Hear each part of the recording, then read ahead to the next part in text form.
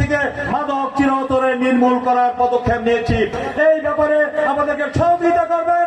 চাঁদা, সন্ত্রাস, মাদক, দুর্নীতি আমরা সমাজ থেকে চিরতরে উৎখাত করার চেষ্টা করবো ইনশাআল্লাহ। আপনাদের সকলের সহযোগিতা আমরা চাই।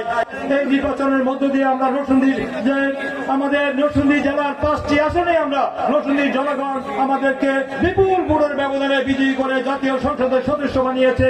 তার জন্য আজকে ইফতার মাহফিলে আমি এই দেশের যারা আমাদেরকে ভোটের মাধ্যমে আমাদেরকে নির্বাচিত করে মহান জাতীয় সংসদে পাঠিয়েছেন, একটি সুন্দর গণতান্ত্রিক রাষ্ট্র প্রতিষ্ঠা করার জন্য আমাদেরকে সুযোগ করে দিয়েছেন। মানুষের আইনের শাসন, বিচারের স্বাধীনতা, ন্যায় বিচার, মানবাধিকার এবং মানুষের ভাগ্যের পরিবর্তন করা এবং আমাদের গণতন্ত্রীয় প্রতিষ্ঠানের রূপ দেওয়ার জন্য আমাদের যে নির্বাচিত করেছেন, তার জন্য আমি নরসিংদীর জনগণের কাছে আজকে কৃতজ্ঞতা জানাচ্ছি, তাদেরকে ধন্যবাদ জানাচ্ছি আমাদেরকে নির্বাচিত করার জন্য।